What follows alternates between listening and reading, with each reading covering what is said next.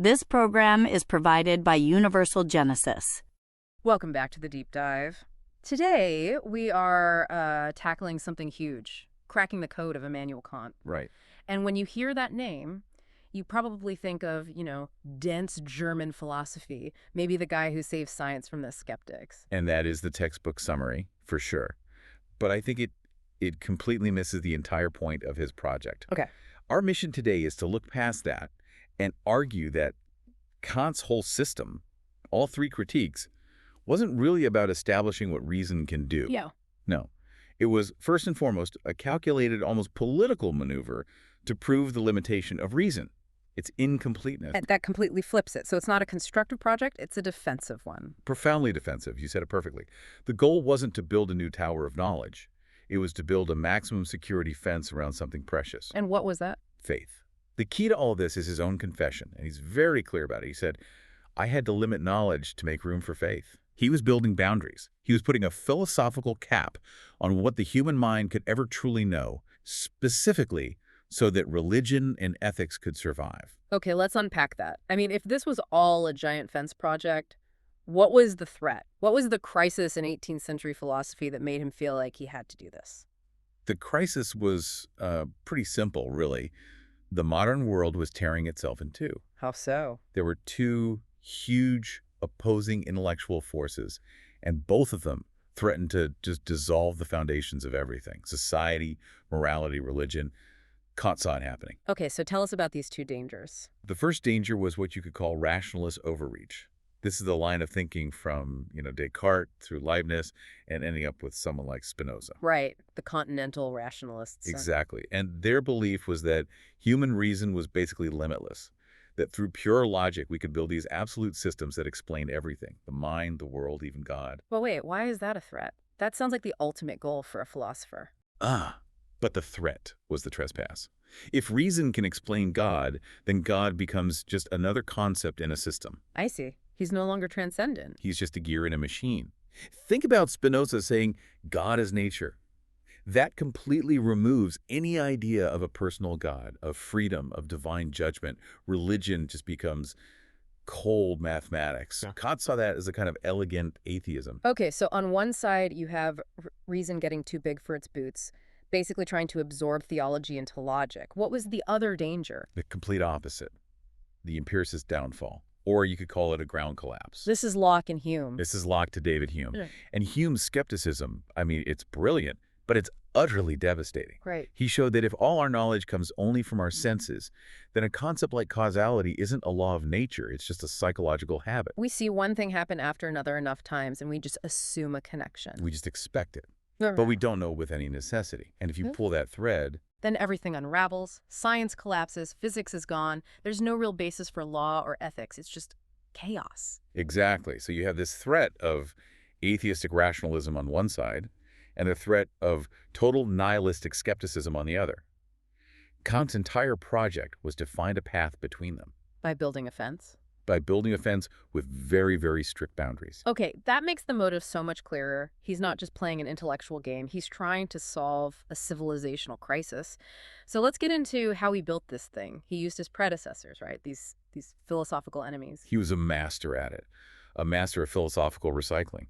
He used their failures as proof that his limits were necessary. Okay, start with the empiricists, with Hume. So Kant famously said that Hume was the one who woke me from my dogmatic slumber. You needed him. He absolutely needed him. Hume was essential because he proved definitively that knowledge can't just come from the raw material of experience. If you only rely on what your senses give you, reason just collapses into doubt. So empiricism proved that the input is poor. The raw material isn't good enough. The input is impoverished. That's a great way to put it. So Hume was the great destroyer. He showed what doesn't work. But that's only half the problem, right? It's only half. Because simply limiting sensation wasn't enough. The rationalists, like Descartes, they always claimed they had an escape hatch. The sanctuary of pure reason? The unlimited refuge of pure thought, yeah. A place beyond the senses where they thought they could just contemplate the soul, God, infinity forever. So Kant realized he had to block that escape route, too. He had to. He needed a structural limitation, something that capped reason itself from the inside, regardless of what the senses were doing. Yeah. And that That's the revolutionary move. Okay, this sounds like where we get into the really technical stuff, the mechanism of the limitation. How did he actually build this cap on the mind? This is the absolute core of the critique of pure reason. It's what he does with the categories of the understanding. Right. This is his philosophical superweapon. So explain the maneuver, because this is the fence. Okay, so he looks all the way back to Aristotle. Yeah. Aristotle had his categories, right? And for Aristotle, they were classifications of being, Yeah. of what exists in the world. They were ontological. They were labels for reality. They were labels for reality. What Kant does is, I mean, it's just genius. He performs a complete reversal. Yeah. He says those 12 concepts are not classifications of the world out there. Okay. They are the mandatory syntax, the operating system, the only 12 tools the human mind has in here. So they're not descriptions of reality anymore. They're the rules for how we are forced to build our reality. Exactly. Think of the mind as a factory.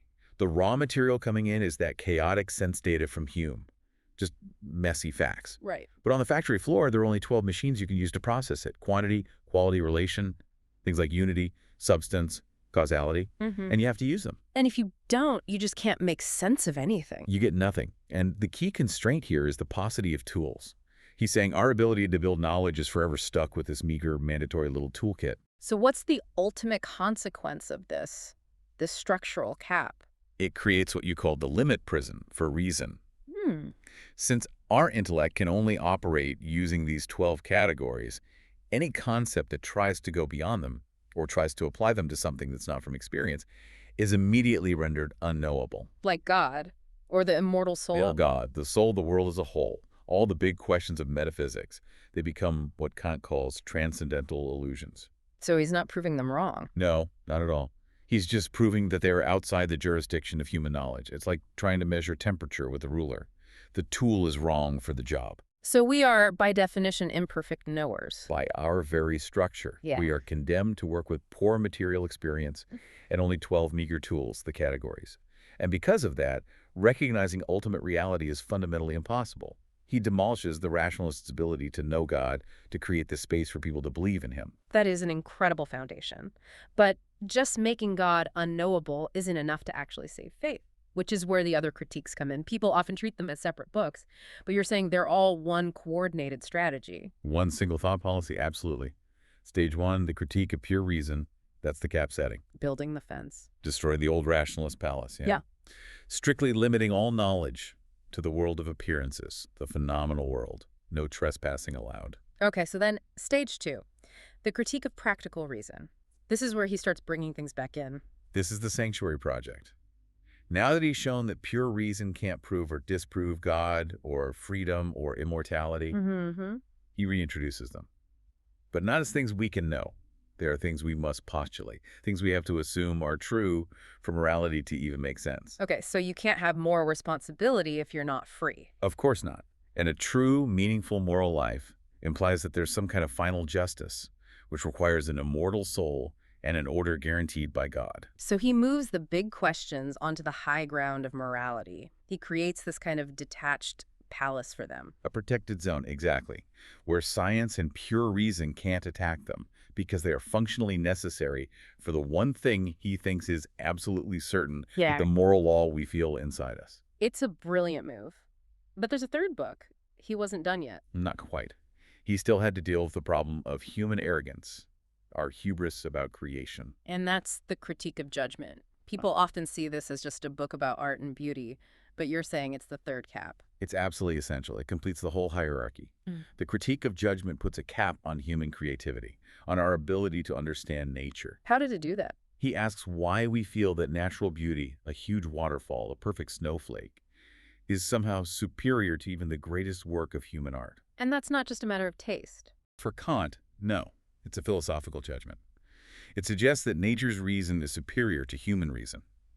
When we look at nature, we sense this deep, purposeful design, a teleology, but we can't ever grasp the designer or the final plan. So nature shows an order that our own limited minds can't fully replicate. It demonstrates an unconstrained, transcendent order that our art, our technology, our 12 little categories can only clumsily imitate.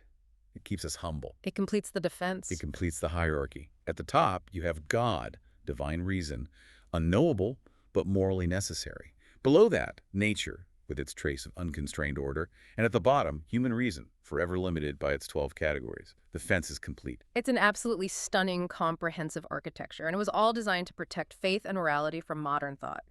But you said Kant himself saw it as fragile. Why a time-buying measure? Because he was incredibly self-aware. He knew this system was a provisorium, a temporary solution. A stopgap. A philosophical compromise, yeah. He built it to hold the line until humanity, matured enough ethically and intellectually to maybe live without those foundations. He knew that reason's desire to know everything is just too strong, that people would eventually try to climb the fence. The appetite for the absolute, he knew it was too powerful. He built a massive dam, but he suspected the water would eventually find a way over it. And it did. History moved so fast. His entire structure was dismantled almost immediately. The fence fell almost overnight. I mean, think of his direct successors. Fichte comes along and just tears down the limit by saying there's an infinite absolute self. Dissolving the subject-object split. Gone. Then Schelling dissolves the cap into an absolute nature. And then, of course, Hegel arrives and just bulldozes all of Kant's careful boundaries. Right. Uniting reason, the world, and God into one absolute spirit. Everything Kant worked so hard to keep separate was fused back together within a generation. Which brings us to the final and I think really provocative thought for you to take away from all this. If the very foundation of modern scientific certainty, those limits that Kant defined on what we can know, if that structure was originally designed as a temporary conscious compromise to save faith from being destroyed, what does that say about how objective the boundaries of reason really are today? This program is provided by Universal Genesis.